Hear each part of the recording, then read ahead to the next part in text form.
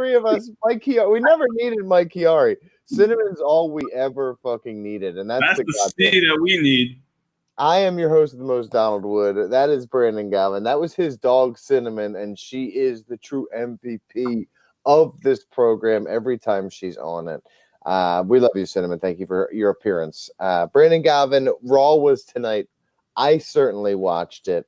I'm doing less and less Raw reaction pieces because there's just nothing to react to. I think that was Eric Ball's exact line. He's like, there's just is me and him discussing how much we hate what we're doing in that moment. And we're just like, why are we watching this trash? Why is this the thing that we have to fucking experience? We're here regardless. So, BG, tell us what we're doing. Donnie, first off, you and I represent Ring Rust Radio. We are a long-form podcast. Every Wednesday, Ring WrestleMania with Triple R's, Ring Rust Radio changing the world with AEW. We're such marks for ourselves. We're just a circle jerk of people over our own jokes. That's what they say. That's what they write about us. But we are a long-form podcast. We go live every Wednesday between 2 and 3 hours is our podcast. We discuss WWE, NXT, NXT UK, AEW, Impact Wrestling, and so much more. We play fantasy games. But every Monday night, Donnie and I, after Raw, we come on here. We review the good, the bad, and the ugly from Raw. So, Donnie, let's start out with the main storyline of this episode. This is what they told us heading in. Baron Corbin's going to announce a special guest referee. He tries to announce that it's going to be EC3. Seth Rollins attacks him. Seth Rollins says, hey, anyone that you get, they're going down tonight. Goes and talks to Eric. Eric Young says, I'm cool. Seth Rollins still fucks him up. And at the end of the show, Daniel Bryan loses to Seth Rollins. And then Baron Corbin destroys him. And we don't know who's going to be the special guest referee now. Technically, he lost twice. Daniel Bryan lost twice, didn't he? I wonder how Mike's going to score that in fantasy. Because he lost that first match via DQ. Then they restarted it. So is it the same match or is it a different match? I think when they restart a match, it's only considered one match in fantasy. It's WWE land. I guess it's been, I don't know. No, I mean our fantasy. I think Mike just does it once. I feel like he just fucking makes it up as he goes. But we'll talk about that another time. So yeah, that's part of our fantasy games that we do on Ring Rust Radio. We do WWE fantasy so that the matches actually do matter for something. Pride. Yeah. They matter for pride. Yeah, and hopefully a WrestleMania like blown save, essentially, which is always the best, to be sitting next to someone who's just completely lost their life to what we're doing in fantasy. For me, I love the idea of storyline continuity between the beginning, the middle, and the end of an episode. Whenever they do that, I always find that very entertaining. Seth Rollins just simply beating people down with a chair, not talking a ton, just letting his actions speak for him. That's great. I love that. That's what made me like Seth Rollins. I like the continuity of it being him hitting somebody with a chair, like just like he did when he turned on the Shield. It's always these things where it's like, if you let these performers go at their character and go at their storylines with everything they have, they're going to be the ones who remember all the things that they did in the past and all these things that were like iconic moments, where a writer who comes in, he's just thinking from week to week about what's going on. When Seth Rollins has like, this is my life you're dealing with. This is my character. This is who I'm going to be portrayed as for the rest of my life. So like, and this is how I'll be remembered. So he has more investment in it. So I feel like when you give somebody like Seth Rollins a leash like that long, he gives you something back. And I feel like there were really cool moments throughout the episode, and he was entertaining throughout the episode. And, I've been critical of him, face champion, because it really doesn't always work. And it really worked tonight. And I think the match with Daniel Bryan, they gave us a fucking match. It was like, wow, this is a high-profile match. You texted me, and you're like, dude, they're giving you this, like, super awesome match. I was excited. I liked the clusterfuck. I thought it was going to be turned into, like, a WCCW 12-man tag team, heels versus faces, fucking stacked the ring. And I wouldn't even have hated that. I was actually like, oh, this is cool and different. But they just restarted the match. And it was I don't like Daniel Bryan taking the L there. And I don't like Daniel Bryan not being on the card. I just think they're misusing Daniel Bryan greatly in this whole situation. So I'm excited for Seth Rollins. I'm excited for the storyline continuity that's going into him doing this. But then in the back of my head, the show ends with Baron Corbin, and I'm right back at square one because I don't want to fucking see it. So You said a lot of things I agree with. Some things I somewhat disagree. So I know you don't like Baron, no one likes Baron Corbin, right? But you have to give him some type of one up on Seth Rollins heading into a pay-per-view match. I don't want to see the match. It shouldn't have happened early this month, but that booking is smart. I like so I'll give Baron him Corbin that. as a performer. I just don't think he should be fighting for the Universal Championship. He would be a guy who, if you put, Samoa Joe, I much prefer as a U.S. title holder. But if Corbin's in that secondary heel champion role, that's fine. That's fine. Yeah, I agree, but we are getting Baron Corbin versus Seth Rollins, so you have to build to that. You have to build to the pay-per-view. So what they left us with was you don't know who the special guest referee is going to be. They got this hook, line, sinker on that one. Maybe it's Daniel Bryan. Maybe he feels screwed over. I also don't like Daniel Bryan taking the loss there. I thought it was unnecessary. But I'm really happy that they didn't go with the 10 or 12-man tag that was going out there because I wanted to see that match. We got a good match. And they do that a lot, though, where it's like, hey, you're going to have this main event, and then it gets turned into something else. Like, remember with Seth Rollins and Kofi Kingston?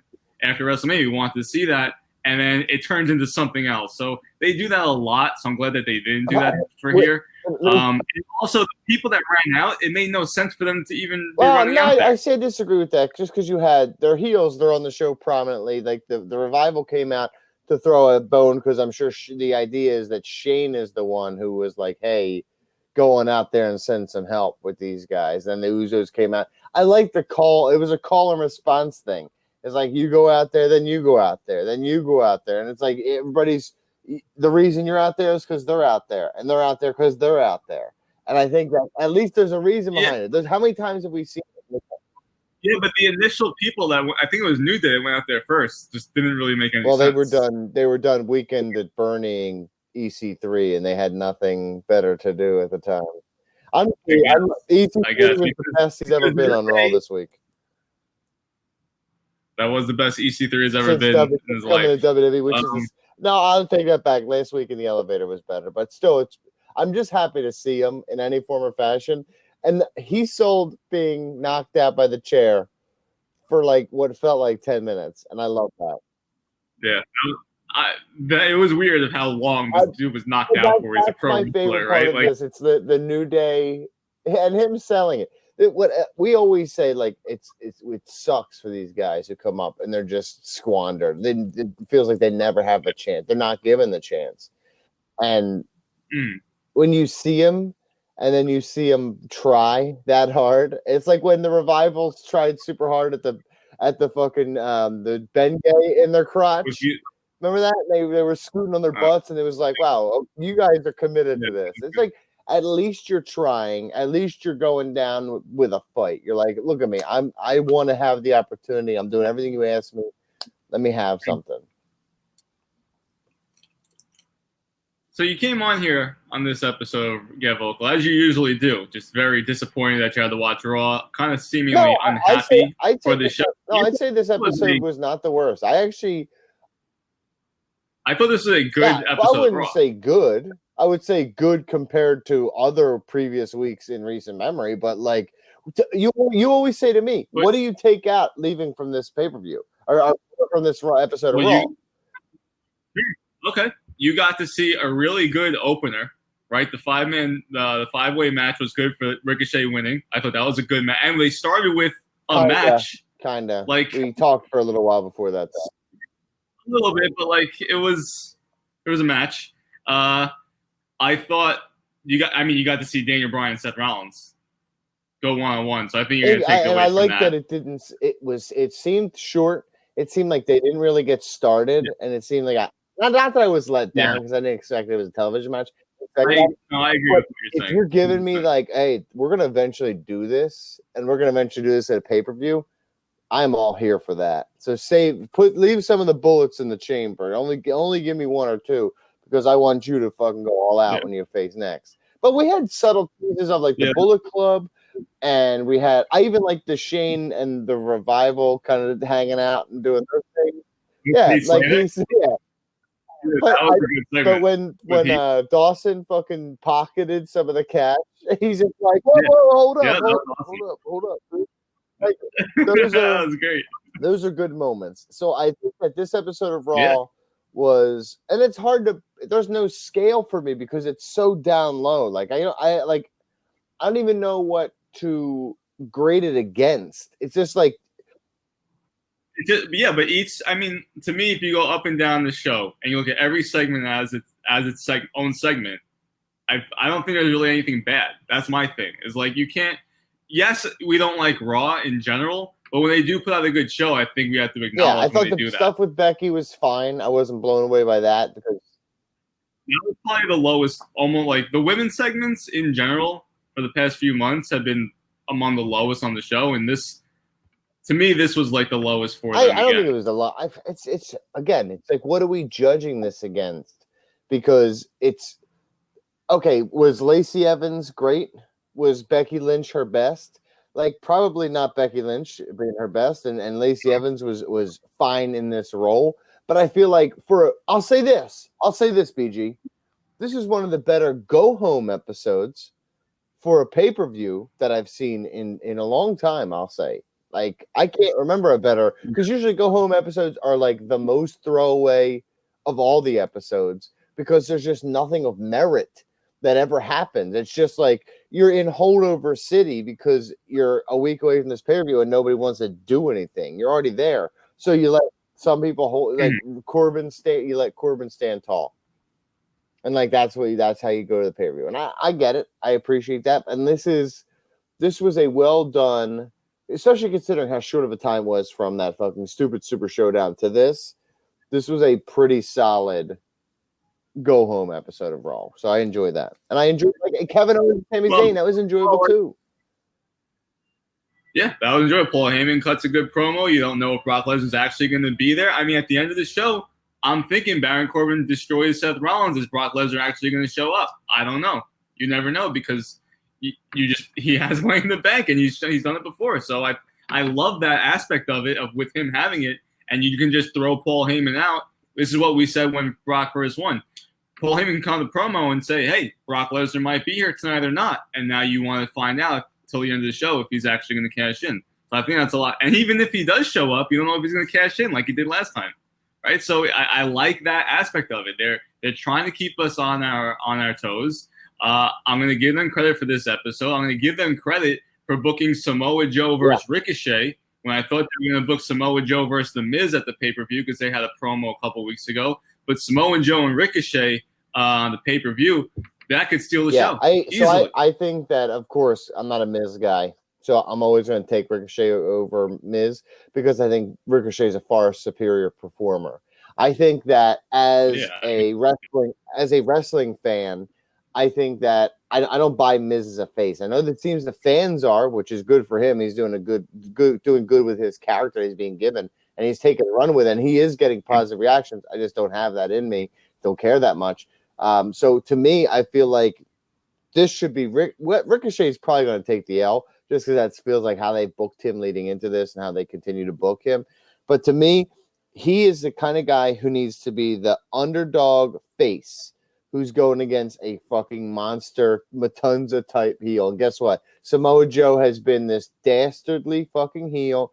He has taken L's a lot. He has also been plagued by injuries and inconsistent bookings. But every time Samoa Joe is given the opportunity to fucking cut a promo or to be in a premier storyline or to have a sliver of what it would be a character development or a storytelling element, he fucking takes it and he runs with it.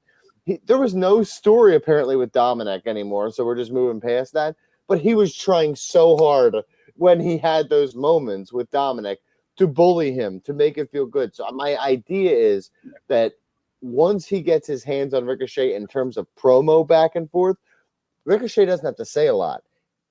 He's going into this as the face chasing the title against the dastardly heel willing to do anything to keep it.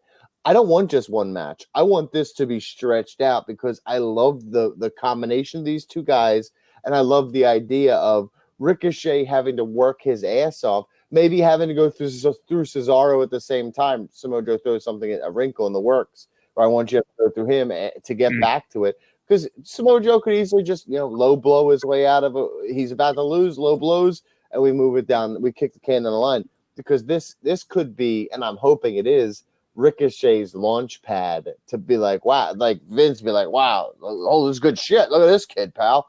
Like he could have this moment. I really hope he does. Yeah, I think what they need to do is treat him like how they treated Jeff Hardy and Rob Van Dam in the early 2000s, right? He's the high flyer that everyone's going to love no matter what. Just get his ass beat. You get those big moments. Like my fear, which sounds weird to say it's a fear, my fear is that Samoa Joe just loses at the pay-per-view on Sunday to Ricochet because it would rob us of what you're saying and what I'm alluding to of Jeff Hardy and Rob Van Dam, where they come into this fanfare and you don't get to have that struggle with the performance. What made like Shawn Michaels' run, Johnny Gargano's run, Daniel Bryan, it's that struggle. And for the past few months, we've seen that struggle with Ricochet, but he also has some wins over Cesaro. He's had some shine. But, it's not like an actual story. His victories are absolutely forgettable. His fucking it's about the moments.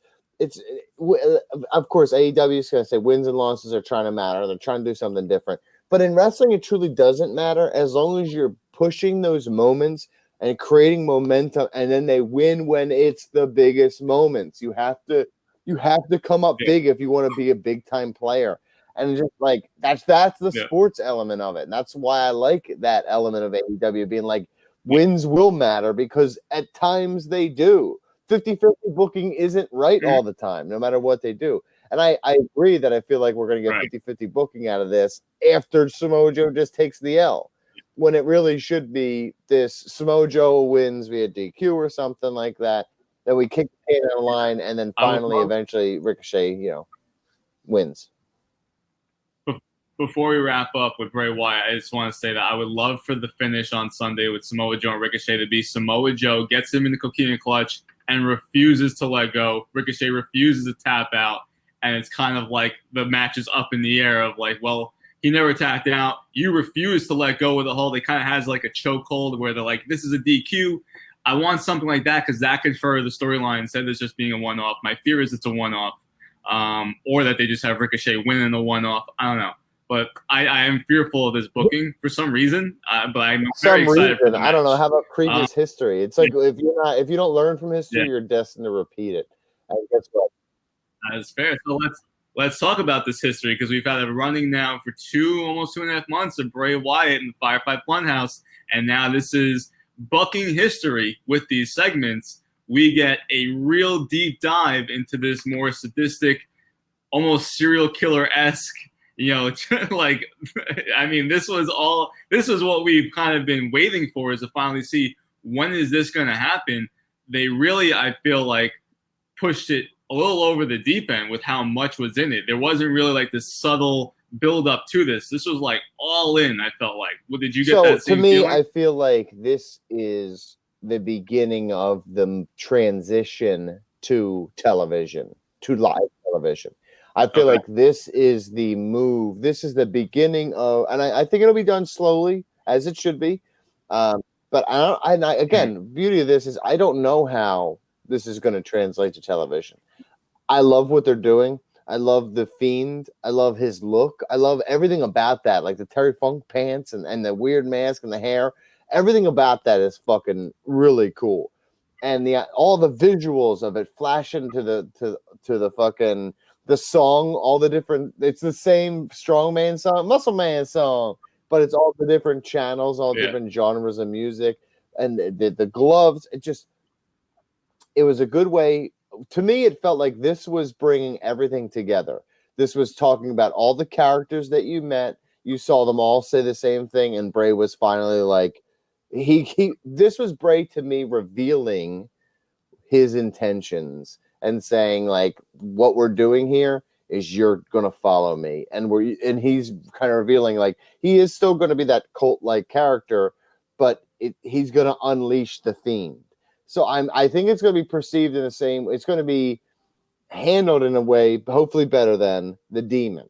I hope the idea is that Bray Wyatt comes out and he can cut promos in the ring, saying like, "Come on, my Fireflies," and talking about all these things, and then somebody comes out, confronts him, and instead of screaming at a door like Aleister Black, he unleashes the Fiend, and then we get the Fiend in matches, which I don't know. Again, I don't know how it translates, but just judging it on a week-to-week basis, this has been the most entertaining thing every week to me.